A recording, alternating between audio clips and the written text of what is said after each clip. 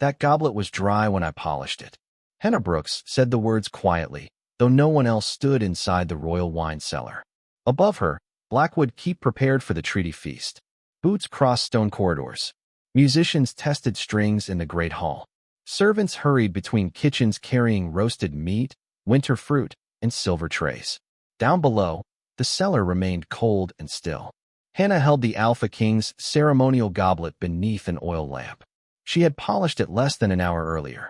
Every engraved line had been clean. The silver wolf beneath its base had reflected her face clearly enough to show the loose strands escaping her honey-blonde braid. Now a wet fingerprint marked the inside. Someone had touched it after she left. Hannah brought the cup closer without breathing deeply. Red wine, beeswax, oak from the royal barrels. And beneath them, something bitter. Almonds mixed with metal. Her father had taught her never to trust a pleasant smell hiding beneath a stronger one. Thomas Brooks had once managed every barrel, seal, and ceremonial cup inside Blackwood Keep. 12 years earlier, the court had accused him of poisoning the previous Alpha King. Hannah had been young, but she still remembered his final warning. Poison rarely enters through the door. It enters through permission. She turned the goblet. A thin layer of black resin circled the rim. It was almost invisible against the tarnished silver, but one section caught the lamplight. Hannah removed a coin from her apron. She pressed its edge against the resin. The silver darkened immediately. Footsteps sounded behind her. Hannah closed her fingers around the coin. Beta Daniel Mercer entered the cellar wearing a dark ceremonial coat, polished boots, and black gloves. His smile appeared before warmth ever reached his eyes. "Were you planning to drink from the king's cup?" Hannah lowered the goblet. "I was checking it." A waitress checking royal silver? "It was handled after I polished it." Daniel approached. His gaze dropped briefly toward her closed hand. "Perhaps you missed a stain." "I do not miss stains." The answer escaped before caution could stop it. Daniel's smile narrowed. "Your father also mistook confidence for competence." Hannah felt the old wound open, but she kept her face still. He reached for the goblet. She wanted to refuse. Instead, she washed his right glove. A faint line of black resin marked the thumb. Daniel took the cup from her and examined it without touching the rim. "The king has waited long enough for servants who know their place." He carried the goblet toward the stairs. Hannah followed several steps behind. At the upper landing, 5 merchants waited to enter the great hall. Their wool cloaks were expensive, their belts plain, their hands empty. But merchants did not stand with their weight balanced over the front foot. They did not skin doors before faces. And they did not wear reinforced warrior boots beneath trade robes. One man looked toward Daniel. Daniel touched 2 fingers to his black glove. The 5 merchants separated and entered through different doors. Hannah opened her hand. The darkened coin rested against her palm. Above them, the ceremonial bell began to ring. The Alpha King's poisoned goblet was already moving toward his table. "The men at the north door are not merchants." Hannah spoke without turning her head. Captain Caleb Shaw stood beside the entrance to the great hall, inspecting the guards assigned to the treaty feast. His black chainmail bore the silver wolf of Blackwood, and one scar crossed his jaw from an old border battle. "Which men?" he asked. "The 5 who entered separately." Caleb followed her gaze. The great hall shimmered beneath hundreds of candles. Long tables held roasted venison, dark bread, winter fruit, and silver pitchers. 3 visiting alphas waited near the ceremonial platform, while musicians played beneath the gallery. The 5 strangers looked ordinary among them. Fine wool cloaks, merchant rings, polished cups. But Hannah had served merchants for 6 years. Merchants watched prices, food, and powerful customers. These men watched exits. "One stands beside each passage," she whispered. "They move when Beta Mercer signals." Caleb studied the nearest stranger. "What signal?" 2 fingers against his glove. The ceremonial horns sounded. Every person in the hall turned toward the western doors. Alpha King Ethan Blackwood entered. He towered above the guards around him, broad-shouldered beneath black leather armor and a heavy wolf fur cloak. His dark hair was swept back from a handsome, controlled face. Blue-gray eyes moved across the room with the alertness of a warrior entering enemy ground rather than his own feast. Nobles bowed. Servants lowered their eyes. Hannah did neither quickly enough. For one brief moment, Ethan's gaze found hers. Then Daniel stepped beside him carrying the silver goblet. Hannah's stomach tightened. "That cup has been poisoned," she said. Caleb looked at her sharply. What proof? She opened her hand beneath the serving tray. The silver coin lay black against her palm. I touched it to the resin on the rim. Caleb reached for the coin. Daniel's voice interrupted. Is there a problem? He stood behind Hannah, smiling as though he had heard nothing. Caleb straightened. She claims the king's goblet was tampered with. Daniel looked at Hannah, not surprised, amused. Of course she does. He took the darkened coin from Caleb and rolled it between his gloved fingers. Cellar tarnish. It changed when it touched the cup, Hannah said. Daniel placed the coin on her tray. Her father made similar accusations before he tried to poison the previous Alpha. The words carried far enough for two nearby guards to hear. Their expressions changed. Caleb's did not, but his hand moved away from the coin. Hannah felt the old sentence closing around her again. My father did not poison anyone. Daniel leaned closer. Continue serving before grief convinces you that you are important. A bell rang from the ceremonial table. The first wine course. Daniel handed Ethan's goblet to a waiting servant and pointed Hannah toward the pitchers. Do your work. She obeyed because refusing would have removed her from the hall. But obedience did not stop her from watching. She poured wine while studying the room through the curved reflection of her silver tray. The 5 merchants had changed positions. One beside the eastern column, one near the musicians, 2 behind the visiting alphas. The 5th stood within 10 steps of Ethan's chair. Together, they formed a tightening arc around the throne. Daniel crossed behind Ethan and adjusted the ceremonial seating chart. As he passed the north wall, he touched 2 fingers to his black glove. A guard near the exit lowered the iron bar. The north door locked with a quiet metallic sound. No one looked toward it. The musicians continued playing. Daniel lifted the poisoned goblet. Then he placed it directly before the Alpha King. Do not drink from that goblet. Hannah's voice cut through the music. The bow of every violin stopped at a different note. Alpha King Ethan Blackwood had already lifted the silver cup halfway toward his mouth. He lowered it slowly and looked across the ceremonial table. Hannah stood beyond the line of guards, still holding her serving tray. Daniel Mercer turned first. His expression remained calm, but the hand resting beside his plate tightened. What did you say? He asked. Hannah stepped forward. The goblet was tampered with after I polished it.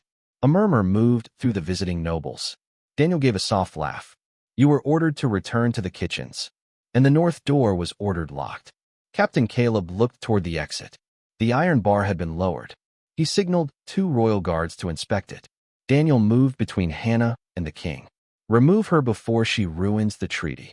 2 guards approached from the eastern column. Hannah recognized neither face. Their armor carried the Blackwood wolf, but one wore his sword too high. The other had tied his shoulder guard with a southern knot. They were not Caleb's men. Hannah placed her tray on the nearest table. Captain, she said, those guards do not belong to you. Caleb's hand moved toward his sword. Daniel's smile disappeared. The daughter of a convicted poisoner now claims she can identify royal soldiers by looking at their belts. Hannah opened her palm. The blackened coin rested there. She placed it beside Ethan's plate. That silver changed when it touched the resin inside his cup. Daniel did not look at the coin. Instead, he leaned toward her. Your father also confused suspicion with intelligence. The old shame struck exactly where he intended. Hannah remembered Thomas Brooks standing in chains while nobles whispered. She remembered Daniel, younger then, testifying that he had seen her father enter the poisoned cellar alone. She had spent 12 years lowering her eyes whenever he passed. Not tonight. Mock me again, she said. I dare you. Silence settled across the hall. Daniel stared at her. Hannah pointed toward the goblet. The rim carries moonbane beneath black resin. Then toward his glove. The same resin is on your thumb. She faced the north wall. That exit was locked after you signaled. Finally, she looked at the 5 merchants. And those men are soldiers. The nearest stranger stopped pretending to drink. Daniel's voice sharpened. Arrest her. The 2 false guards seized Hannah's arms. Caleb drew his sword. I gave no such order. Ethan remained seated, but the stillness in his face had become dangerous. He looked at Daniel. Release her. Neither guard moved. That was the answer. Caleb stepped forward, but one of the merchants shifted closer to the visiting alphas. Another reached beneath his cloak. Daniel lifted Ethan's goblet from the table.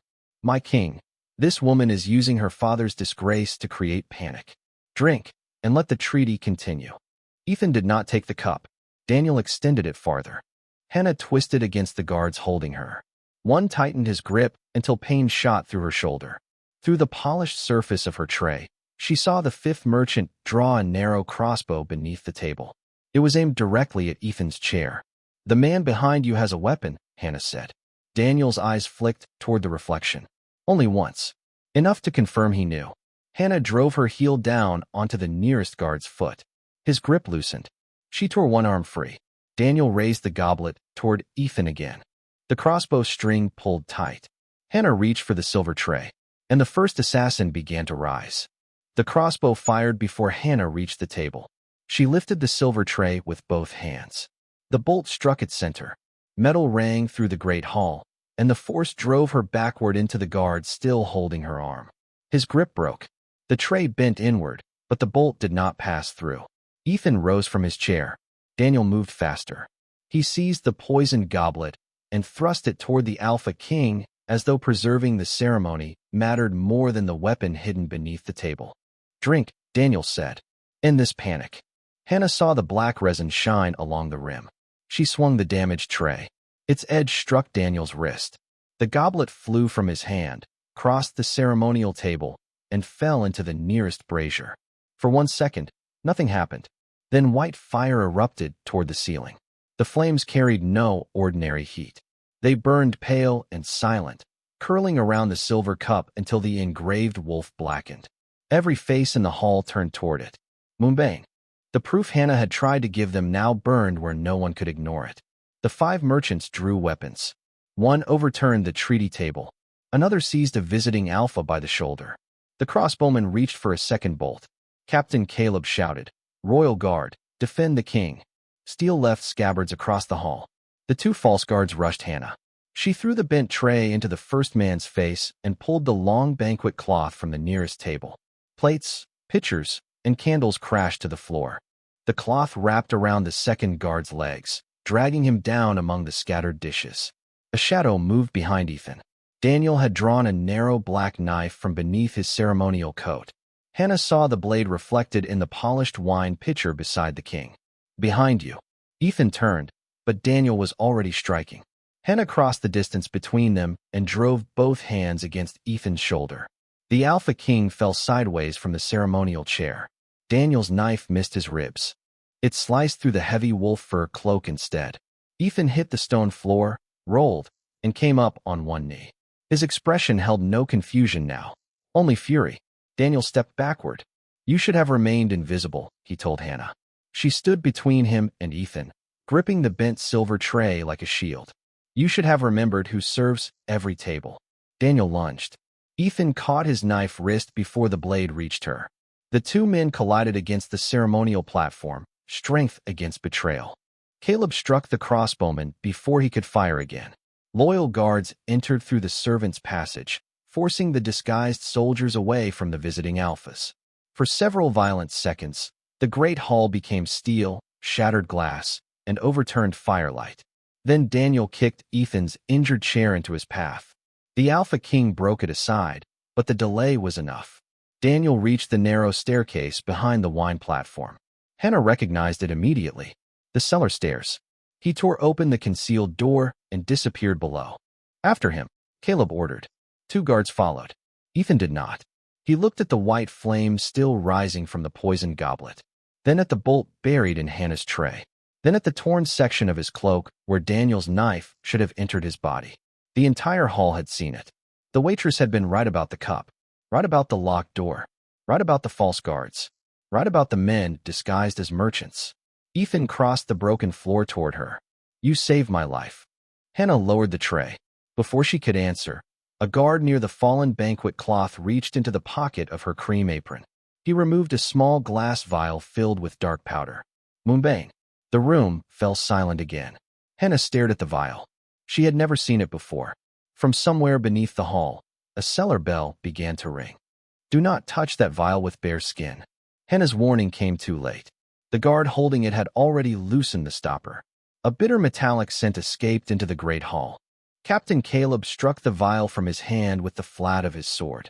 It shattered against the stone, releasing dark powder that hissed where it touched spilled wine. "Moonbane." The visiting alphas stepped back. Hannah remained beside the damaged ceremonial table, the bent silver tray still trembling in her hands. I did not put that in my apron. A councilman pointed toward the broken glass. You identified the poison before anyone else. Because my father taught me. Your father was executed for using it. The accusation spread through the hall faster than the attack had. Hannah knew the shape of it. She had lived inside it for 12 years. The daughter of a poisoner. A cellar girl with forbidden knowledge. A waitress who had known exactly where the assassins would stand. Daniel had prepared more than Ethan's death. He had prepared the person who would be blamed when the king survived. 2 royal guards approached Hannah. This time, she recognized them as Caleb's men. One held iron restraints. Ethan stepped between them. No, the guard stopped. My king, the evidence, was discovered by a man wearing false armor during an attack organized by my beta. Ethan took the restraints from him. For one terrible moment, Hannah thought he intended to fasten them himself. Instead, he threw them onto the table. You saved my life, he said, looking directly at her. Now help me discover why someone expected me to doubt you. Hannah lowered the tray. Around them, loyal guards secured the surviving attackers. 2 lay unconscious near the northern doors. A 3rd knelt with his wrists bound behind him, blood darkening one sleeve where Caleb's blade had struck him. The disguised crossbowman stared at Hannah, not with anger. Recognition. Brooks's daughter, he said. The words silenced the nearest guards. Hannah turned toward him. How do you know my name? The man smiled through split lips. The beta said you might interfere. Caleb seized his collar. Where is Mercer? The assassin glanced toward the concealed cellar stairs. You are already too late. The bell beneath the hall rang again. 3 slow strikes. Hannah's stomach tightened. That is not an alarm. Ethan looked at her. What is it? The cellar evacuation signal. Caleb moved toward the hidden door. Hannah caught his arm. Do not take the main stairs. Daniel knows guards will follow them. A shout rose from the northern corridor. Then another. A soldier entered the hall, breathing hard. The lower storerooms are filling with smoke. Someone opened the moonbane casks near the water channels. The visiting alphas reacted at once. Their guards reached for weapons. If the castle water had been poisoned, every warrior inside Blackwood Keep could be weakened before dawn. The treaty would collapse. The neighboring packs would accuse one another. Daniel would gain the war he needed. The captured assassin laughed. Ethan crossed the floor and knelt before him. Why did Mercer choose her? The man looked past him at Hannah. Because no one believes a servant when a powerful man calls her guilty. Hannah felt the truth of that sentence settle over the hall. Ethan rose. Caleb, seal the kitchens and wells. No water is used until inspected. Then he turned to Hannah. You know the cellar better than Daniel expects. My father designed the storage routes. Can you reach the lower casks without using the main stairs? Hannah looked toward the servants' passage behind the musicians' gallery. There is an old barrel lift. The cellar bell rang a 4th time. Hannah placed the bent silver tray on the table. If Daniel opened the moonbane stores, we have minutes before it reaches the central cistern. Ethan drew his sword. Then lead the way. For the first time that night, the Alpha King followed the waitress. The barrel lift has not moved in 12 years. Hannah pulled the canvas cover from the rusted mechanism behind the musicians' gallery. A narrow wooden platform waited beneath a system of ropes, pulleys, and iron counterweights. Servants had once used it to move wine between the great hall and the lower cellar without crossing the ceremonial stairs. Her father had built it. Thomas Brooks had taught Hannah where to place her feet, how to listen for a frayed rope, and why the 3rd lever should never be pulled while the platform was empty. Ethan stepped onto the lift beside her.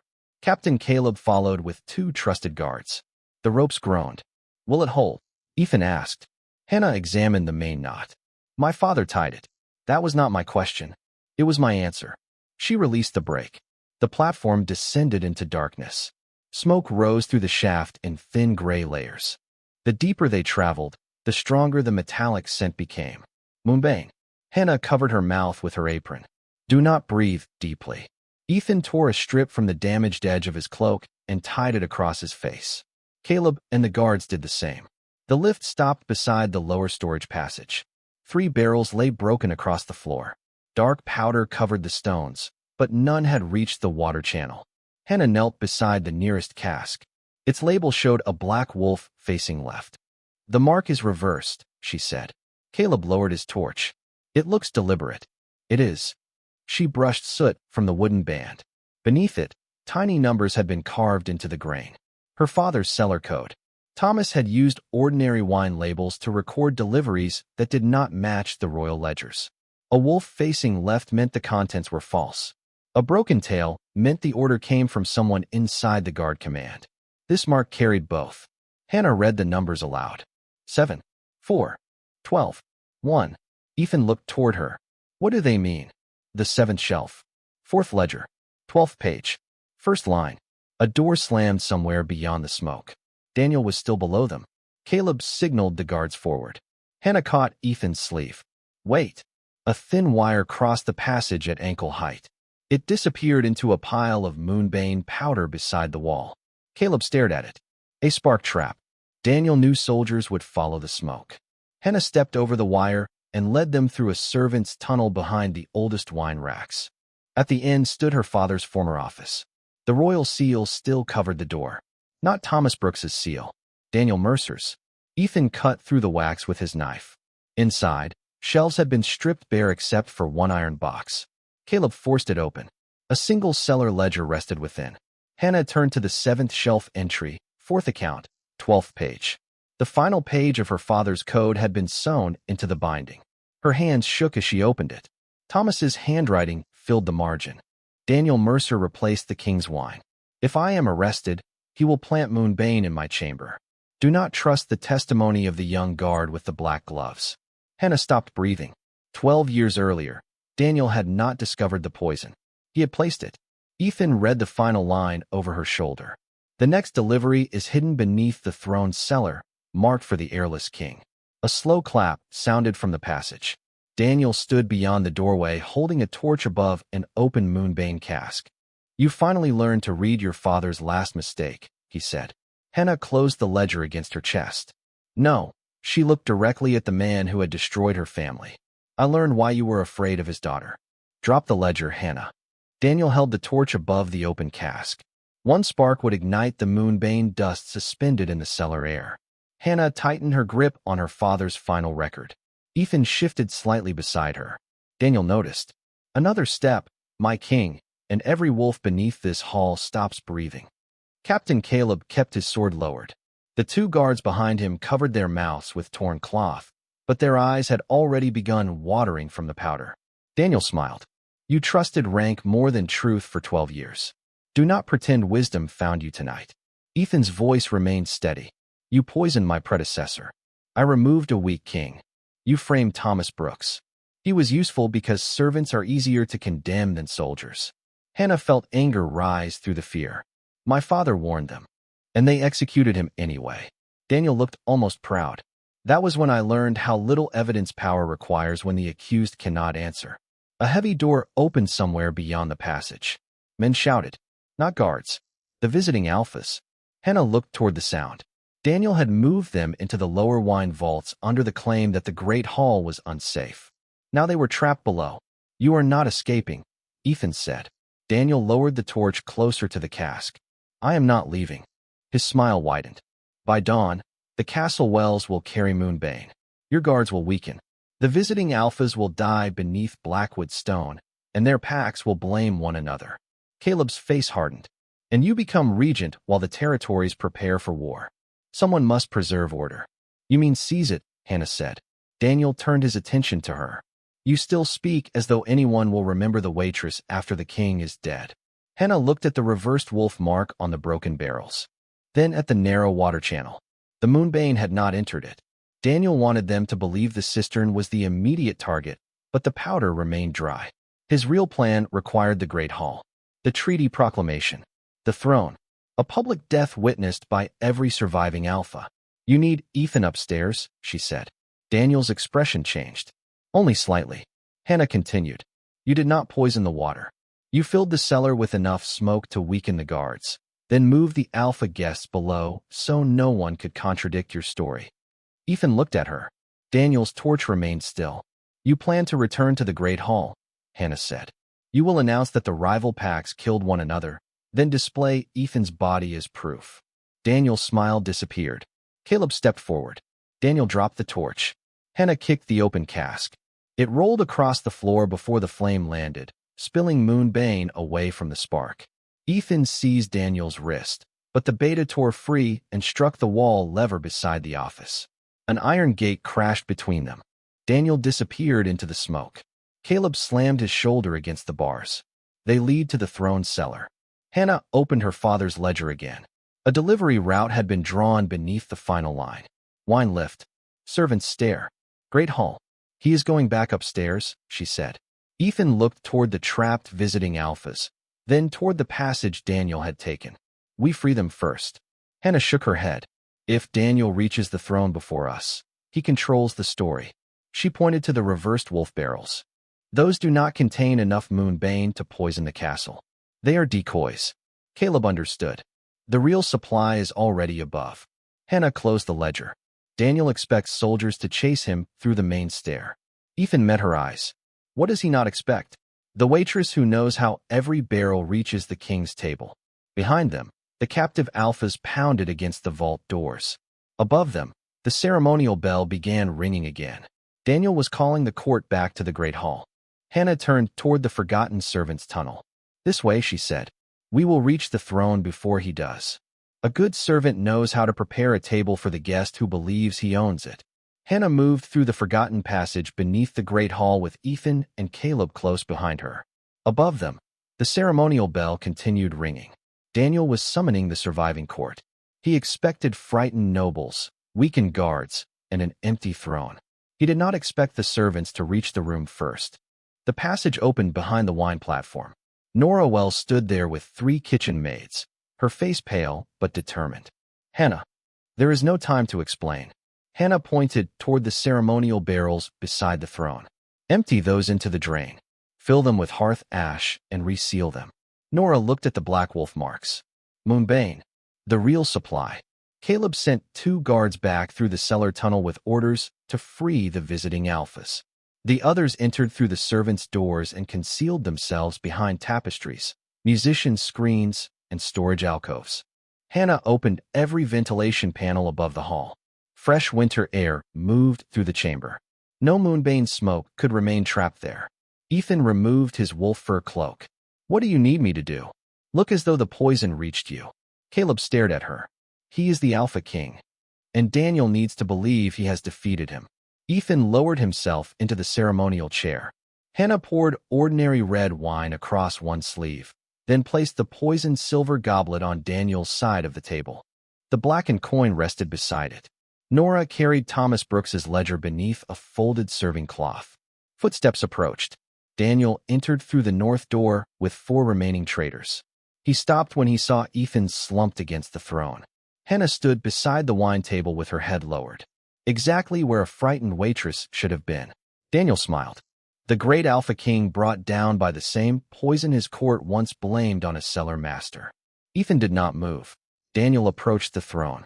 You should have listened to Thomas Brooks, he continued. But powerful men rarely hear warnings from beneath them. Hannah's fingers tightened around the edge of the table. Daniel looked toward her. And you should have remained silent. He lifted the ceremonial proclamation prepared for the treaty. The visiting alphas are dead below. Their packs will blame one another. By sunrise, every northern territory will require a single commander. You, Hannah said. Daniel glanced at her. Someone capable. Nora stepped from behind the musician's screen and placed the true cellar ledger on the table. Daniel's expression changed. Hannah unfolded the final page. Thomas Brooks recorded the altered deliveries, the moonbane shipments, and the young guard who planted poison in his chamber. Daniel reached for his knife. Caleb emerged from behind the eastern tapestry. Royal guards appeared at every exit. Daniel looked toward the ceremonial barrels. You are too late. He struck the release valve. Gray ash poured across the stone floor. Not moonbane. Hearth ash. Hannah lifted her eyes. You mocked the wrong waitress. Ethan rose from the throne. The weakness vanished from his posture. Daniel stepped backward, finally understanding that the servants' passages, wine routes, and overlooked workers had defeated the plan built on their silence. The north doors opened. The rescued alphas entered with Caleb's guards. Every witness Daniel had intended to bury beneath the cellar stood alive before him. Ethan descended from the throne. You betrayed your king. Daniel's hand closed around his knife. And she exposed you. Ethan continued. Because while you were watching the throne, she was watching the room.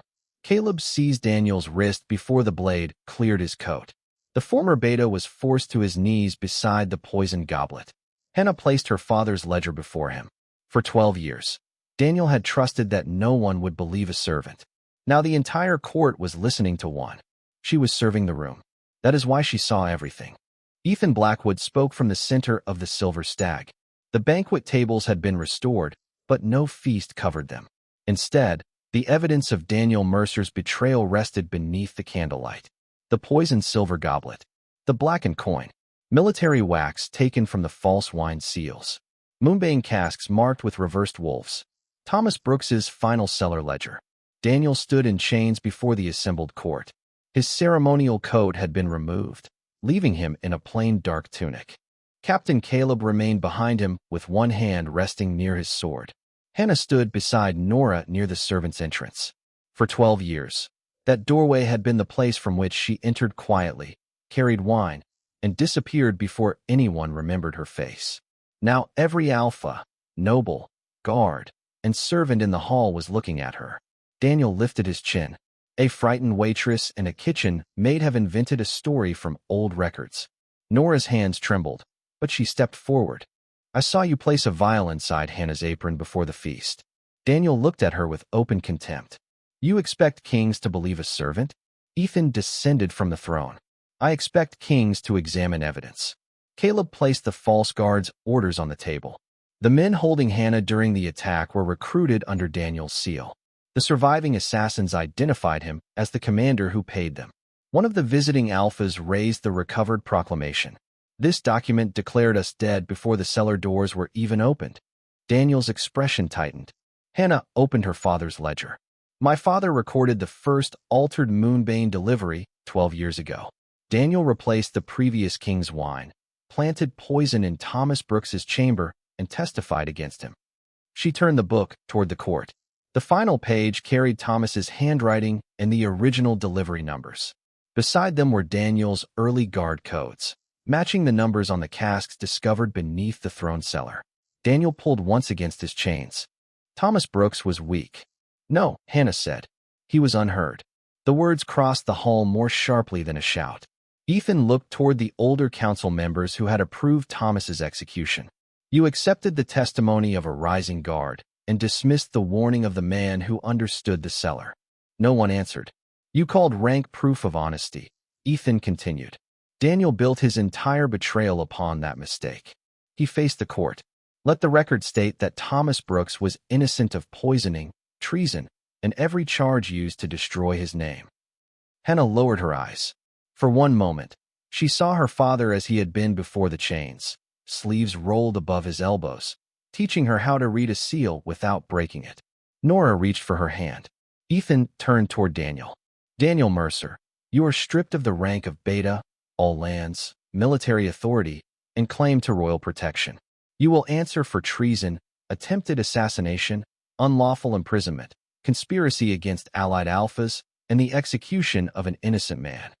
Caleb led Daniel away. The former Beta looked back at Hannah, not with mockery now, with the understanding that the waitress he had trained the court to ignore had ended everything he built. When the doors closed, Ethan returned to the evidence table. He lifted a silver badge engraved with a goblet, a key, and a watchful wolf. Hannah Brooks, I offer you the position of royal keeper of stores and signals. A murmur moved through the hall. Ethan continued. You will hold authority to inspect royal food, wine, seals, deliveries, and storage routes.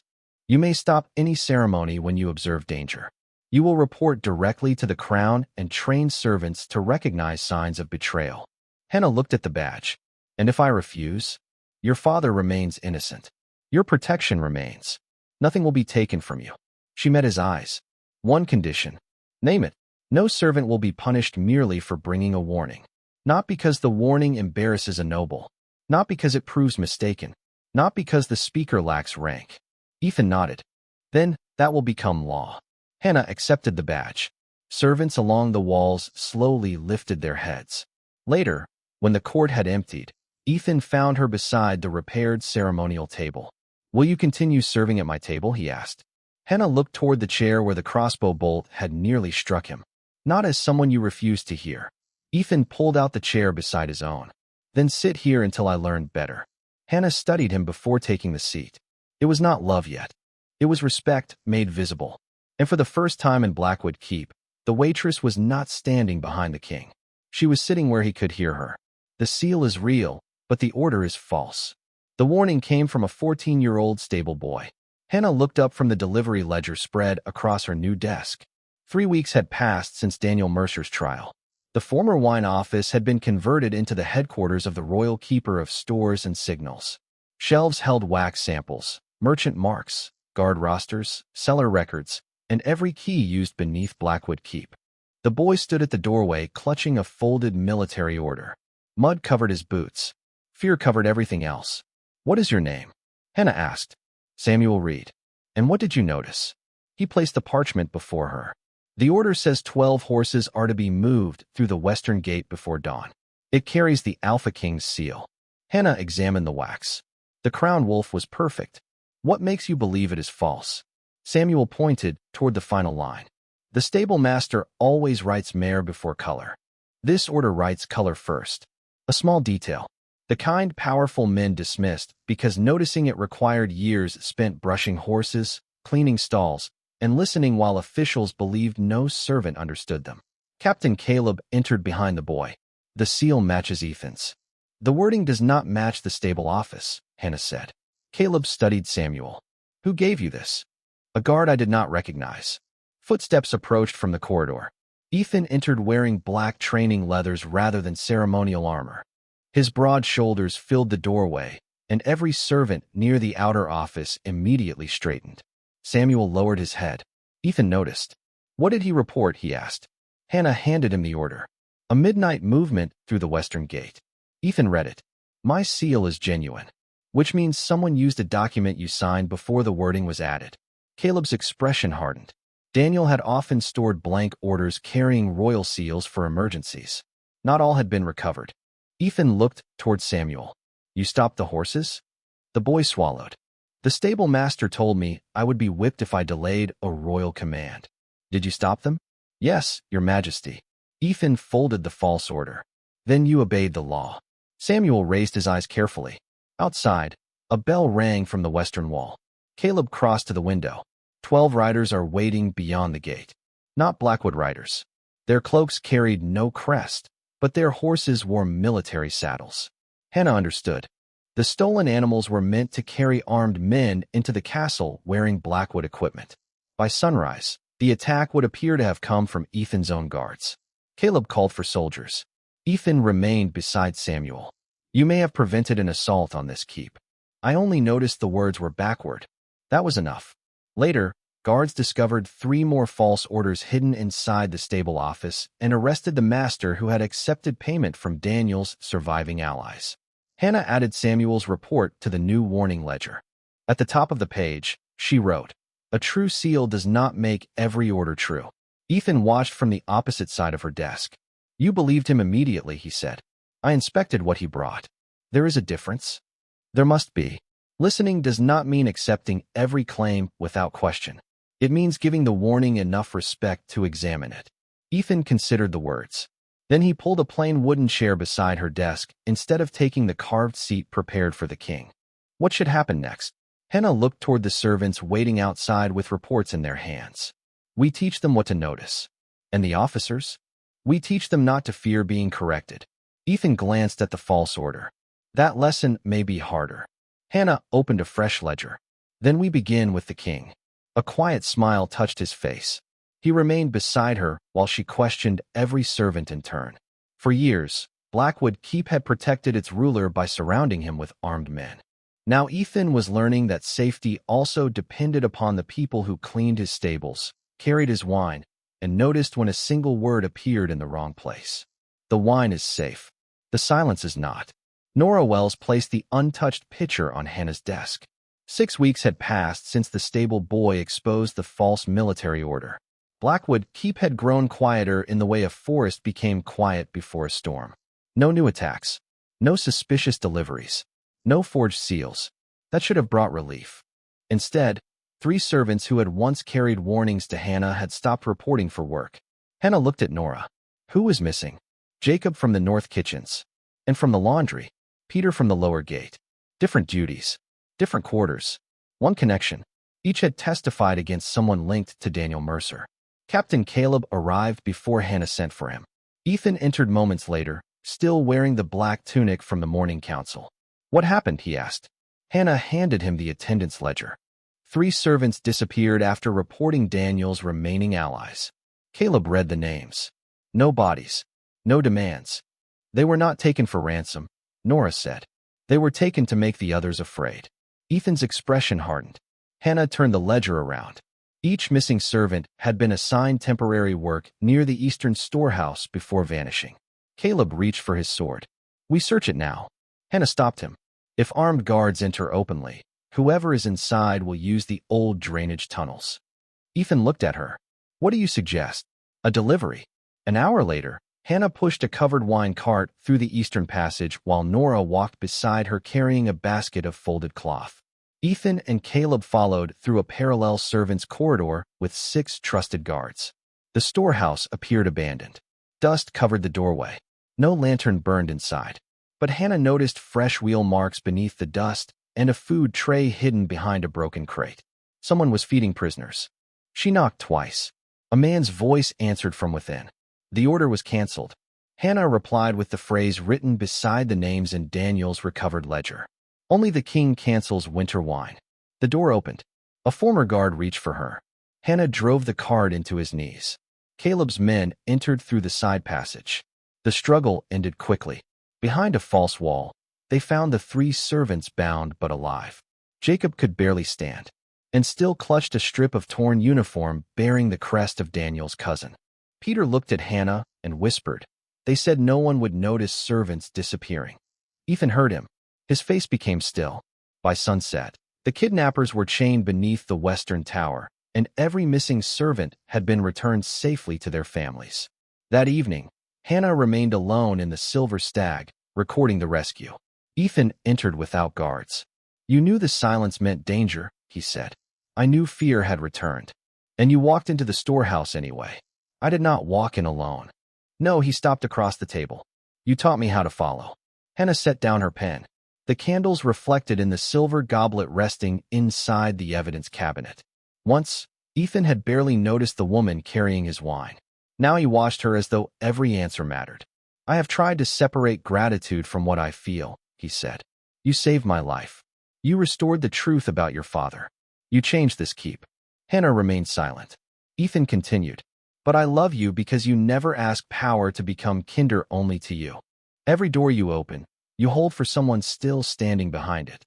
His voice lowered. You owe me no answer. Hannah crossed the distance between them. And if my answer is not the one your court expects, then the court will learn another lesson.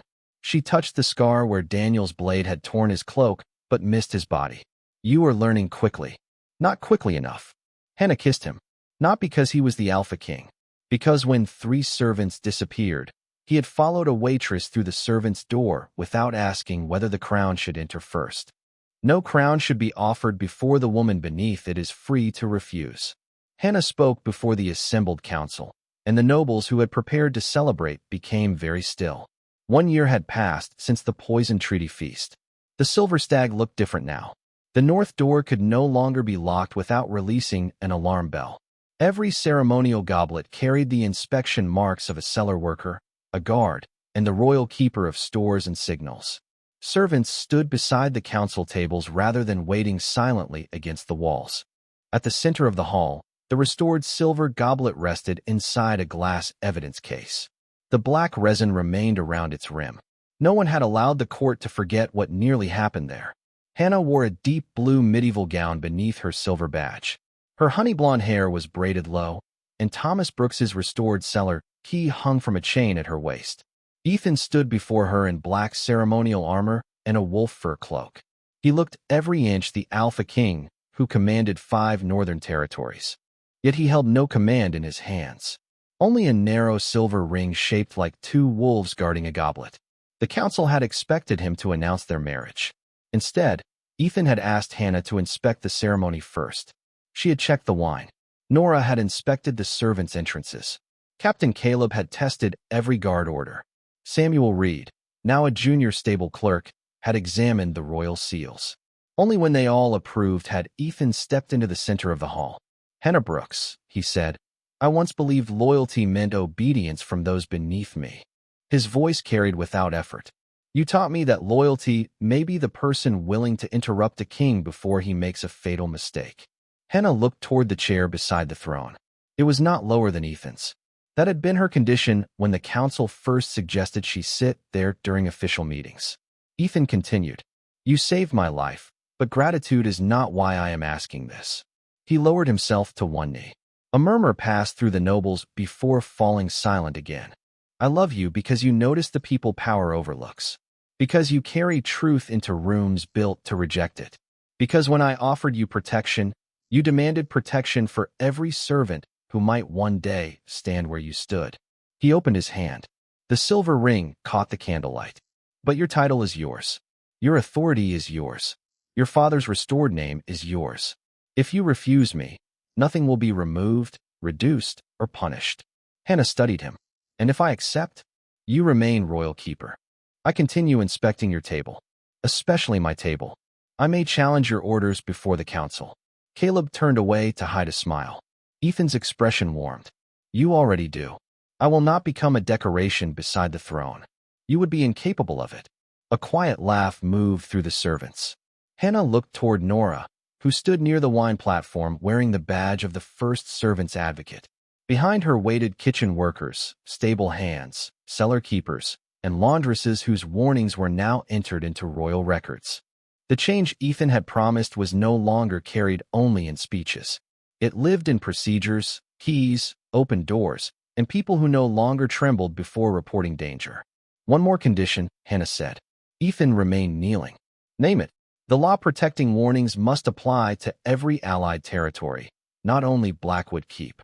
It has already been added to the treaty awaiting your inspection." Henna glanced toward the document on the council table.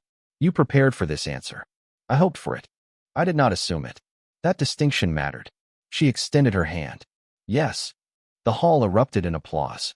Ethan rose, but did not place the ring on her finger until she nodded. When he did, the servants cheered louder than the nobles. The wedding took place in the Silver Stag 2 months later. There was no poisoned ceremonial wine. Hannah chose the goblet herself and drank first, not because anyone questioned its safety, but because she wanted the first act of the new ceremony to belong to her. Nora stood beside her. Caleb guarded the servants' entrance. Samuel carried the treaty extending the warning law across the northern packs. Above the royal table, new words had been carved into the black oak beam. "Truth does not require rank before it may be heard." After the vows, Ethan pulled out the chair beside his own. Henna sat, not behind him, not beneath him, beside him, where the Alpha King had learned to listen. The king's cup is clean. The treaty seal is not. The warning came from a 15-year-old scullery maid. Her name was Lucy Hale, and until that morning, the most important thing she had carried into the Silver Stag was a basket of clean spoons. 10 years had passed since Hannah Brooks confronted Daniel Mercer before the poison treaty feast. Blackwood Keep had changed. Servants no longer waited for permission to report danger. Every delivery was inspected twice. Every sealed order entered an open ledger. The north door remained connected to an alarm bell, and no ceremonial drink reached the royal table without the signatures of those who stored, carried, and poured it. Above the black oak beam, the carved law remained. Truth does not require rank before it may be heard. Lucy stood beside the treaty table, holding a folded parchment. The hall was crowded with visiting alphas, merchants, guards, and heirs gathered to renew the Northern Alliance. Ethan Blackwood, older now but still towering and broad-shouldered, stood near the throne speaking with Captain Caleb. Silver marked his dark hair at the temples. Hannah sat beside him, not behind him. She wore the narrow crown of Blackwood's Luna and the silver badge of the royal keeper of stores and signals. Thomas Brooks's cellar key still hung from her waist. "What is wrong with the seal?" Hannah asked. Lucy swallowed. "The wax is royal." "That is not what I asked. The wolf faces the correct direction. The border is unbroken, but the wax smells of cedar." Samuel Reed, now master of the royal stables, stepped closer. Blackwood sealing wax contains pine resin. Lucy nodded. My mother makes candles for the Western Chapel. Cedar wax softens faster near heat. Hannah lifted the treaty without breaking the seal. A ceremonial brazier stood several feet away. The wax had already begun to loosen. Ethan looked toward the guards. Close the hall. No one leaves. The order caused no panic. Everyone had practiced what to do when a warning interrupted ceremony. Nora Wells, now the chief's servant's advocate, moved the younger attendants toward the side gallery. Caleb's guards inspected the treaty table. Samuel checked the messenger's horses. Hannah held the seal above a silver basin. The cedar wax softened. A thin needle slid from beneath the crowned wolf and struck the basin with a sharp metallic sound. Dark liquid coated its tip. The royal healer examined it. Moonbane. The hall became silent. Had Ethan broken the seal himself, the needle would have entered his thumb before anyone saw it. The messenger who delivered the treaty tried to move toward the eastern door. Lucy pointed. That is not the man who brought it from the gate. Caleb arrested him before he reached the first pillar. By sunset, the guards uncovered a plot involving forged travel papers and descendants of Daniel Mercer's remaining allies. No blade reached the king. No poison cup was raised. No waitress had to stand between Ethan and death. The danger ended because a scullery maid knew the difference between cedar and pine. That evening, Lucy stood before the council with soot still marking one sleeve. I only smelled the wax, she said. Hannah placed a junior signal keeper's badge in her hand. Once, I only polished a goblet. Lucy stared at the badge. Ethan smiled. And the kingdom survived because neither of you remained silent. Later, Hannah and Ethan stood beneath the carved law while servants entered their warnings into the open ledger. You changed the throne, Ethan said. Hannah watched Lucy teaching another maid how to inspect a seal. No, she took his hand. We changed who was allowed to protect it. That was Hannah's true victory. Not the crown she wore. Not the beta she defeated. Not even the life she saved. It was a kingdom where powerful men no longer needed an invisible woman to risk everything before they listened, and where the next waitress who saw danger would be heard before the king ever lifted his cup.